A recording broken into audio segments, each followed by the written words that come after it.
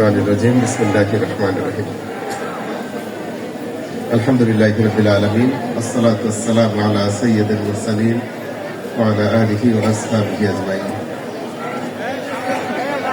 ঢাকাস্থ Bagerhat farm কর্তৃক আয়োজিত আজকে সংবর্ধনা এবং ইফতার মাহফিল অনুষ্ঠানের সম্মানিত সভাপতি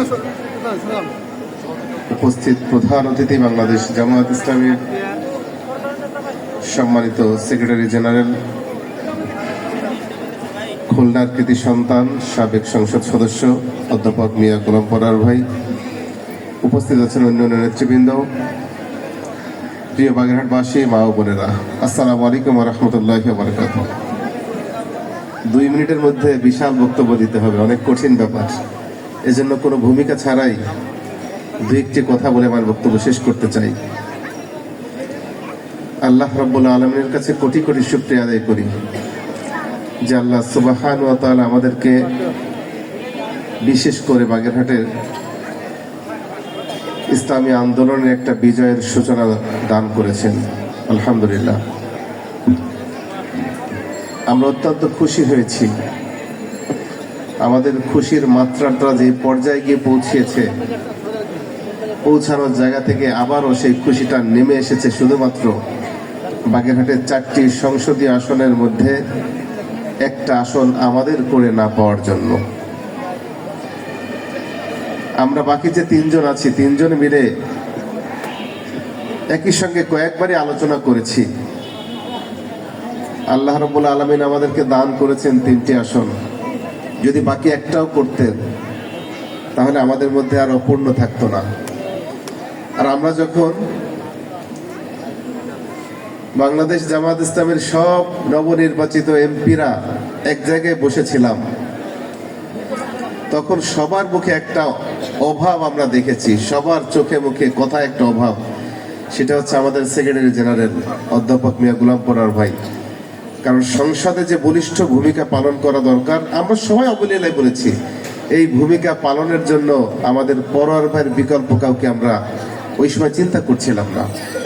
পরার ভাইয়ের বলিষ্ঠ বক্তব্য, পরার ভাইয়ের বিগত সময়ের অভিজ্ঞতা, আমরা যে নতুন সংসদ সদস্য হয়েছি তার মধ্যে মাত্র 4 জন আছেন যারা আগে সংসদ সদস্য ছিলেন, বাকি 64 জনই নতুন। পরার ভাইয়ের মতো এরকম একজন মানুষ যদি আমাদের এই সংসদে আমাদের সঙ্গে থাকতো তাহলে আমাদের কলিজাটা অনেক বড় হয়ে যেত। ইনশাআল্লাহ যে প্রক্রিয়ায় আমরা অগ্রসর হচ্ছি, আমরা আশা করি, খুব বেশি আশা করি যে পরার ভাই এই সংসদেই প্রবেশ করবে ইনশাআল্লাহ জাতীয় সংসদ সদস্য হিসেবে। কারণ আপনারা হয়তো জানেন না,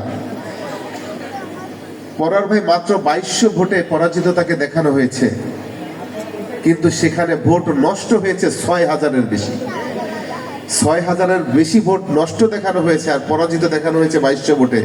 এটা যদি রিকাউন্ট করা হয় ইনশাআল্লাহ আমার শতভাগ বিশ্বাস পরার ভাই বিজয়ের বেশে জাতীয় সংসদে ঢুকবে ইনশাআল্লাহ। সেই প্রক্রিয়ায় যাচ্ছি আমরা।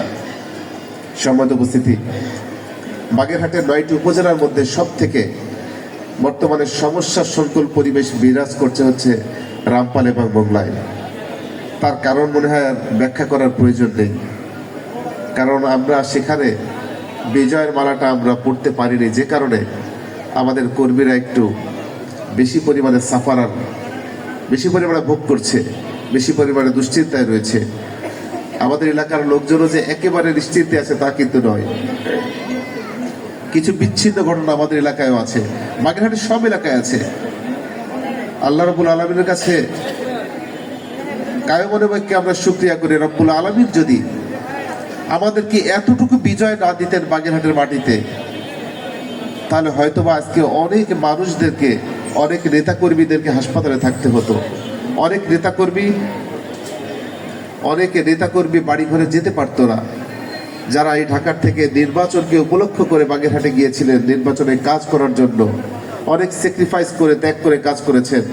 আপনারা পরবর্তীতে স্বতঃস্ফূর্তভাবে স্বাধীনভাবে বাড়ি যেতে পারতেন কিনা এটাও আমাদের সন্দেহের বিষয় হয়ে দাঁড়াতো। আল্লাহ শুকরিয়া, আল্লাহ তাআলা আমাদেরকে সেই পরিবেশ থেকে ফিরিয়েছেন, একটা সমস্যা সংকুল পরিবেশ থেকে উত্তরণ করেছেন, আমাদেরকে একটি বিজয় দান করেছেন। কিন্তু আমরা এটা মনে করি যে স্বাধীনতা অর্জনের থেকে স্বাধীনতা রক্ষা করা যেমন কঠিন, ঠিক তেমনিভাবে যে বিজয়টুকু আল্লাহ তাআলা আমাদেরকে দান করেছেন, এই বিজয়টা ধরে রাখা আমাদের জন্য অনেক বড় চ্যালেঞ্জ হয়ে যাবে।